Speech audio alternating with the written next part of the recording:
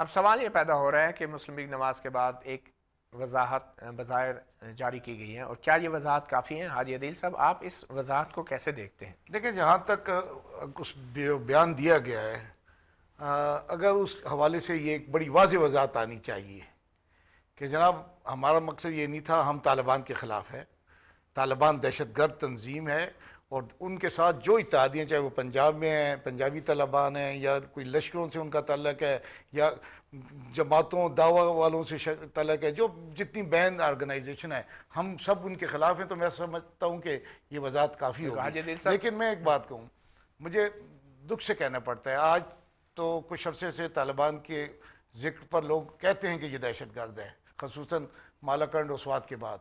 لیکن ایک عرصہ پہلے ہماری پاکستان کی بہت ساری سیاسی پارٹیوں نے کبھی بھی طالبان کی مخالفت نہیں کی. اگر کوئی واقعہ کہیں ہوئے تو کہا کہ دہشت گردی کے ہم خلاف ہیں، بڑا غلط عمل ہوا ہے. آج بھی یعنی اگر آپ دیکھیں کہ چند سال پہلے پاکستان مسلم لیگ کی طرف سے کوئی ایسا بیان واضح طور پہ نہیں آیا کہ ہم طالبان کی مذمت کرتے ہیں، طالبان دہشت گرد ہیں.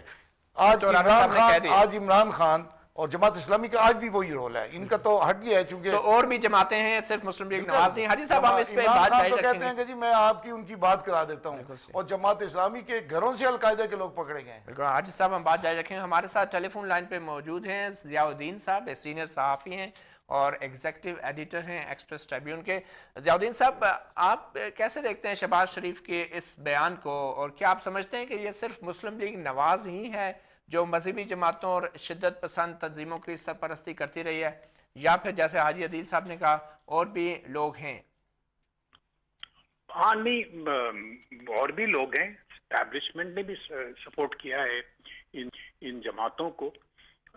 جہادی جو کلچر اس ملک میں جو پیدا ہوا ہے، یہ اسٹیبلشمنٹ نے ہی پیدا کیا ہے. اس کے تو خیر اس میں ہسٹری میں جانے کی اس وقت تو ضرورت نہیں، لیکن ہاں، شہباز شریف صاحب نے جو بات کی اس کے 2-3 وجوہات ہو سکتے ہیں. تو یا تو یہ ہو سکتا ہے کہ انہوں نے جوش خطابت میں یہ بات کہہ دی ہو، یا یہ ہو سکتا ہے کہ وہ واقعی ڈیلیبریٹلی وہ سیکھ کر رہے ہوں ملیٹنٹ آرگنائزیشن کی پولیٹیکل سپورٹ. کیونکہ اگر ان کے اس پورے جو جملہ جو ان کا ہے، اگر آپ اس کو انٹرپریٹ کرنے کی کوشش کریں تو لگتا یہ ہے کہ وہ یہ کہنا چاہ رہے ہیں طالبان کو، ٹیررسٹوں کو، کہ آپ کی اور ہماری جو ایڈیالوجی ہے وہ تقریباً ایک ہی ہے. تو لگتا یہی ہے کہ وہ یا وہ بہت ہی بڑی کوئی پولیٹیکل بلنڈر انہوں نے کر دیا ہے، یعنی بغیر سوچے سمجھے. تو ان تینوں میں سے اب پتہ نہیں، اب ان سے ڈائریکٹلی پوچھنا پڑے گا کہ آپ کا مقصد کیا تھا. ضیاء الدین صاحب، اس کی تلافی کیسے کی جا سکتی ہے؟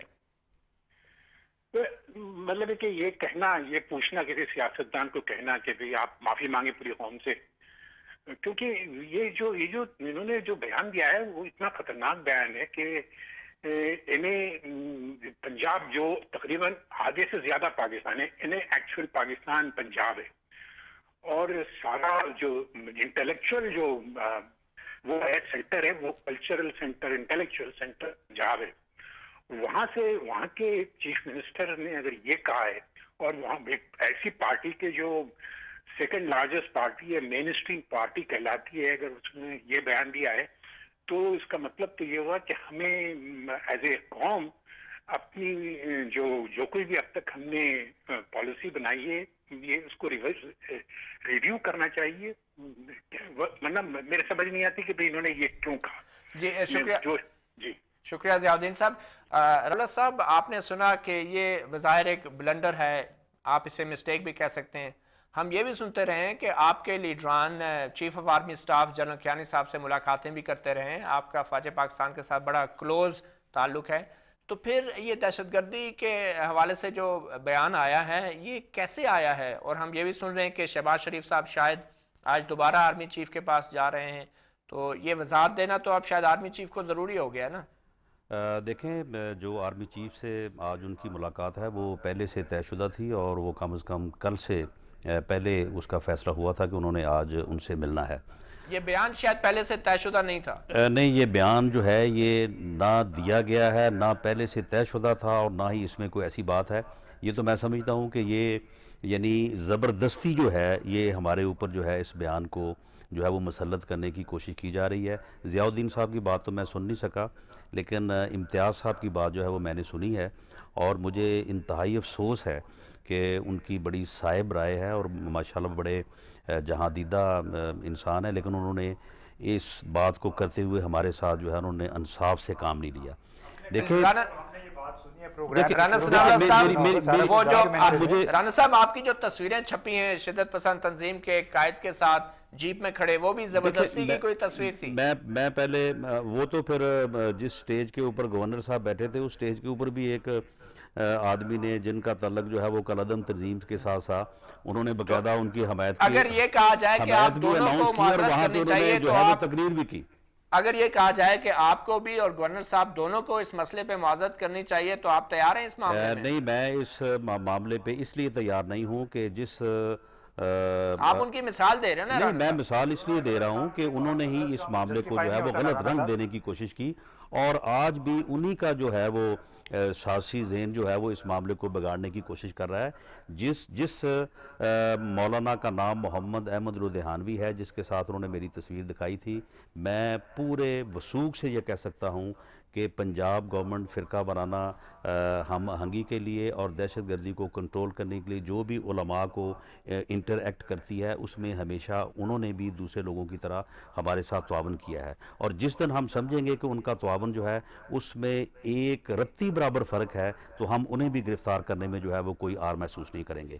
تو جب تک وہ تعاون کر رہے ہیں آپ ان کے خلاف کارروائی نہیں کریں گے؟ مطلب جب تک وہ سیاسی سپورٹ دے رہے ہیں؟ نہیں، سیاسی سپورٹ کی بات ہی نہیں ہے، بات یہ ہے کہ دیکھیں نا، اگر ایک آدمی کے خلاف آپ نے ابھی کہا نا کہ جس دن انہوں نے تعاون نہ کیا تو ان کو بھی گرفتار کر لیں گے، اس کا کیا مطلب ہے؟ جس دن انہوں نے فرقہ واریت اور دہشت گردی کے معاملات میں تعاون کی بجائے انہوں نے کوئی ایسا عمل کیا جس عمل کی بنیاد کے اوپر ان کے خلاف ایویڈنس آئی کہ وہ کسی ایسی اینٹی سٹیٹ یا انلیگل ایکٹیویٹی میں ملوث ہیں، تو قطعی طور پہ میں اوپن آن ایئر کہہ رہا ہوں کہ ہمارے ذہن میں کسی ایسے آدمی کے لیے کوئی سافٹنس نہیں ہے جو کسی اینٹی سٹیٹ دہشت گردی اور بے گناہ شہریوں کو جو ہے وہ ہلاک کرنے، خواہ وہ واقعہ پشاور کا ہو، خواہ وہ سوات کا ہو، کراچی کا ہو، لاہور کا ہو، ہمارے لیے بالکل اس چیز میں کوئی فرق نہیں ہے۔